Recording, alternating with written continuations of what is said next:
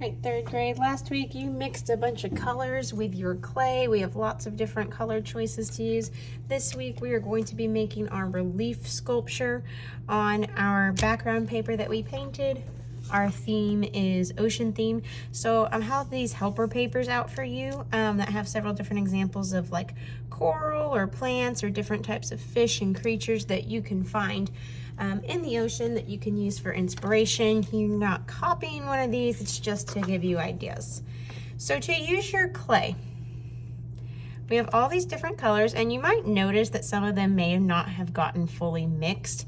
If that's the case, you just need to mix the rest in. It's not a big deal. So there are several different things that we can do with our clay. Whatever we do, it is going to have to go onto the paper and stick. So we don't want it to stand like way up off the paper because that's just gonna fall off. So everything's gonna be kind of flat, but it's going to stand up and have texture. So we can be as detailed as we want. With the clay, there's a few techniques that we can do. If we ever want to make something that's round, the easiest way to start is to roll our clay in our hand and it will get round. All I need to do, if I wanted to turn this into my fish, maybe I'll make a fish, I could start to smash that down and I can start to turn that into his body. So when I make the clay, I want you to think of it like you're building with little pieces of Lego. I'm not gonna be able to make a whole fish and run round. I'm going to make smaller shapes to turn into my fish. So for example, this might be a body for a fish, and then maybe I can sculpt a fin for my fish, and then I could sculpt a tail for my fish. I can just add on to get it to, and I can smooth him out there so he's all one little piece. And I'm gonna press him down. I do need to check that he's not falling off, so I can keep going. Maybe my little fish needs a tail. So I want you to think of it like you're building with Legos rather than you're trying to make something amazing happen right here in the palm of your hands.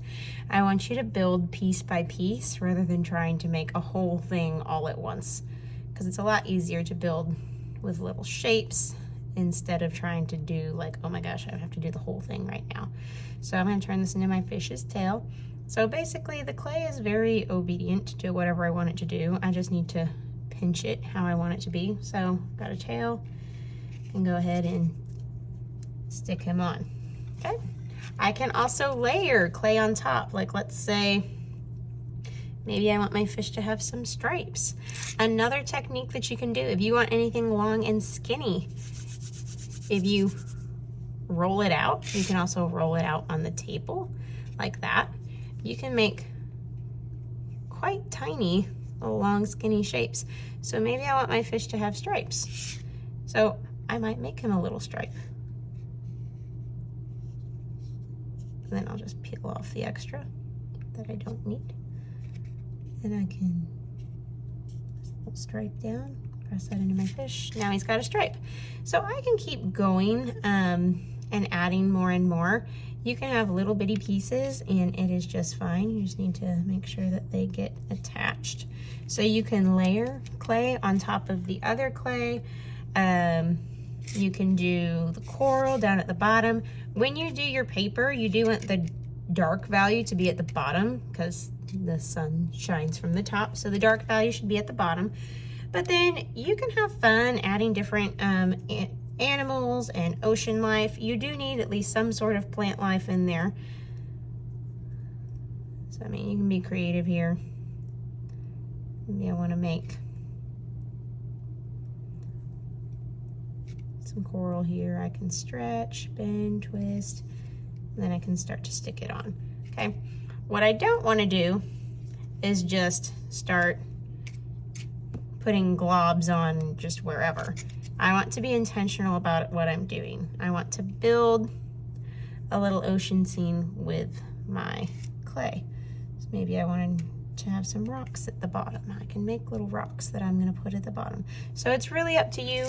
You are the artist, you decide how you're gonna do it.